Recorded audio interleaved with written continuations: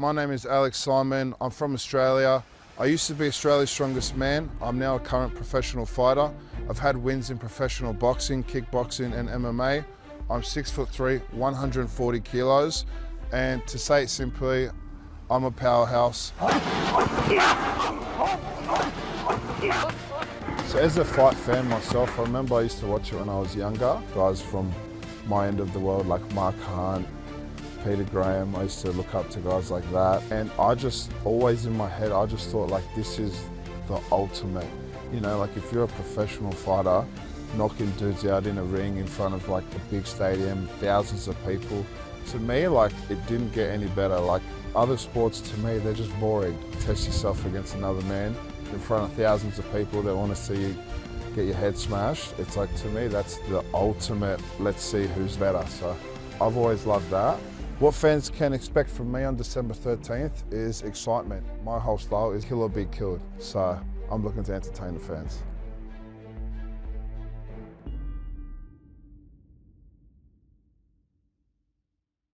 So I'm very excited to be here. My name is Alex Simon. I am formerly the all-time Australian powerlifting champion.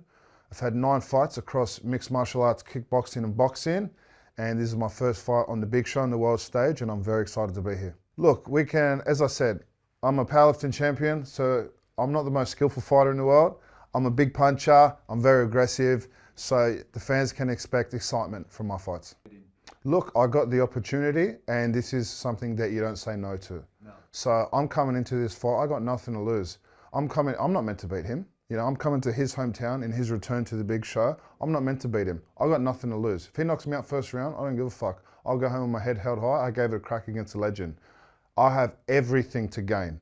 If I can hit him, I'll knock any man out in the world if I hit him clean. If I can hit him, my life changes instantly. So I've got nothing to lose, everything to gain. Yeah. Is that what you feel, that you've been brought in to lose? Yeah, I'm not an idiot. I know what the go is. But that's okay. It's a big opportunity for me, and I'm taking it with both hands. I'm going to give him my best crack. Yeah. As a fighter, oh, he's a legend. You know, he's fought everyone at the highest level for like 15 plus years. You know, I remember watching highlights of him when I first started training like 15 years ago. He was already at the highest level. Like, he's a legend. You know, so. Yeah. What makes him good? Oh, he's big. He's explosive. He's aggressive, and he's highly skilled. Yeah. Not as big as you, though. I think I got him in weight. I probably had a centimetre on me in height, I'd say. Yeah. But I got him on age, and I know I got him on power.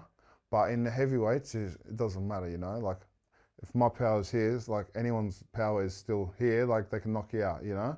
It's the heavyweight division, so one shot changes everything. That's right, Roski. Sweet, tune in and we'll find out. Yeah. Win or lose, I'm fucking exciting. I come to bang, and I'm just hoping to win over a few fans and maybe change my life. I had my first fight when I was 16 years old. It was a mixed martial arts fight, and I told this story yesterday, but I'll tell it again just briefly. So I was a rugby player in Australia, and then I just started going to the local boxing gym when I was about 15, just to get fit in the off season with some boys. And then just trained a little bit, like once or twice a week, nothing serious. I broke my knuckle, and I was going to go corner a friend of mine in a mixed martial arts fight. And the fight was on the Saturday night, and on the Friday night, so I hadn't trained for about 6 to 8 weeks, I forgot. About 6 to 8 weeks I hadn't trained since I fractured my knuckle. And I was on a drink at the time, and the promoter from the show called me up. I didn't know the number, and I was with my mate next to me, so I put it on, and we're drinking, you know. So I put him on loudspeaker, I go, hello. He goes, hey mate, this is blah, blah, blah from the show tomorrow night. You're coming up to corner your mate. I go, yes, that's right. He goes, your mate tells me you're a big guy. I was like, yeah. He's like, do you want to fight? And I was like, oh, look, man, I've got a broken hand. I'm kind of on the drink now. Not really. And he goes, well, look, I can tell you, the guy you're fighting, he's a teenager, and it'll be his first fight as well. And then my mate just, you know, being mates as he does, he's like, do it, you pussy. You know, and I'm just like, yeah, fuck it, let's do it, you know? So I hadn't trained in like 6 to 8 weeks. I was on the drinks. I woke up hungover, drove about 2 hours away to the fight, and I'm walking in the change room, and I'm looking around because I'm a big guy, and I'm looking around for who's the other big guy there, you know? I'm real nervous and that. And I just see this massive 30-year-old big Samoan dude cracking pads. Boom, boom. my heart just sank. I was like, oh, fuck. No. He was the only other big guy in the room. I knew he was for me, you know. And I ended up knocking him out. I called him, and I was chatting to him after, and he was 30 years old, and he had, I forgot if it was 8 or 9 fights. So the promoter just lied to me like a scumbag, you know. But that was my first fight when I was 16. Yeah. Yeah. Drink and drive. No, there's not Don't right drink and now. drive. Don't drink and fight. Yeah, fuck.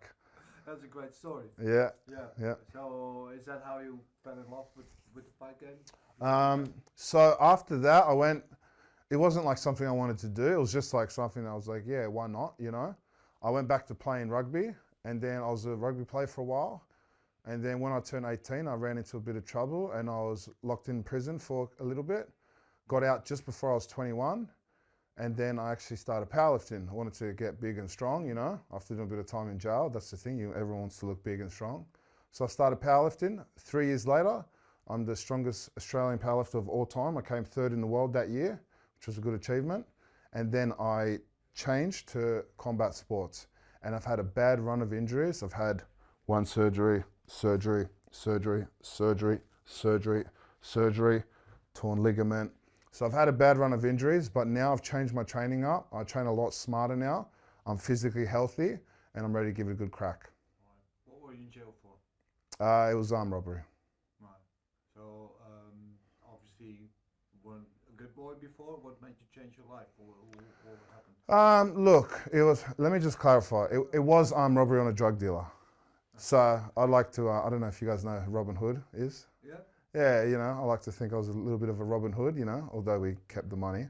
But it was just one of those things, you know, maybe you could say bad circle, whatever you want to call it. Yeah. But were you a bad kid? No, I wasn't. I wasn't a bad kid. I was just a little bit lost.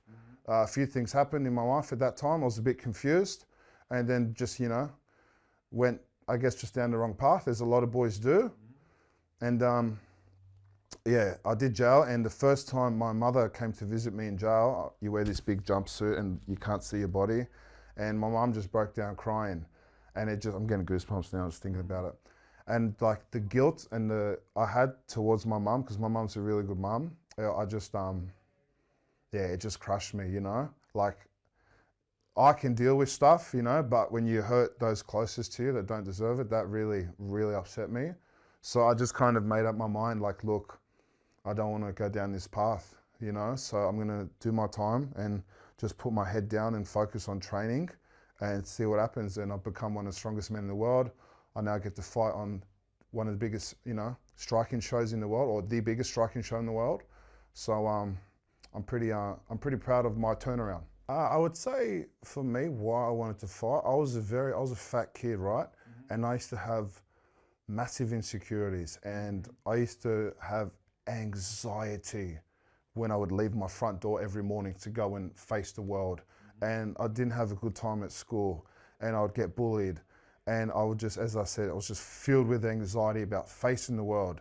And it's a terrible feeling. And I just, as I got older, I just realized and just said to myself, I don't want to feel this way anymore. So anything that, you know, I'm uncomfortable with, I need to lean straight into it, you know? So I was big, fat, and like insecure. So I'm like, I need to go to the gym. Became the strongest guy ever in my country. You know, used to get fucking very nervous before like lunchtime fights, brawls at school. So I'm like, fuck, why am I so nervous? I need to lean into this. So I went and started training, and that's why I said, yeah, I'm going to do this fight. You know, so just things like that. I just, I want to do it for me, you know, for that little kid that was just scared of the world, very uncomfortable. I want to do it for him. And, you know, if I can make one or two people relate to that, that's a pretty cool thing in my opinion. Yeah, well, I'm just giving it my best crack, bro. I have young boys, young kids. And as a dad, all I want to tell my kids is try your best at something and I'll be proud of you. So I need to take that approach with myself. Have a crack, try your best. If you tried your best, win or lose, keep your head held up. You know what I mean? So that's my mentality now. So when they said, do you want to fight Errol Zimmerman? I was like, fuck yeah. Fuck yeah. Yeah. I hope not, you know. I hope I put on a good show on the 13th, and then I hope I'm invited back to glory, you know. Yeah. Obviously, if I win, I think I've been told I get into the heavyweight tournament, you know. So that would be amazing, but I'm not even worried about that. I'm worried about the 13th. I got a big task ahead of me, and my full focus is on that. Look, if it goes my way on the 13th, it would be, and I get in the heavyweight tournament of glory, that would be, man, just thinking about, I haven't really thought about it like this, but it would be a dream come true. I grew up watching the old school K1 tournaments, you know, and to me, that was like the ultimate, like you can get, like heavyweights fighting multiple times against the best guys in the world, 3 fights in one night, getting smashed, smashing their shins, going back, and then getting back out there an hour later, bruised, bloodied. That's like, to me, that's like the toughest guy in the world, you know? So to even be in the mix in that, it would be a dream come true. Oh yeah, I'm coming to bang. Yeah. Yeah, there's no ifs or buts, I'm coming to bang. Yeah. But I don't need Because very humble, very... Yeah, I know who I am. I don't need to talk shit. I'm coming to fight. I'm happy to be here. And that's it, bro. I'm fighting a legend and I'm going to give it my fucking best.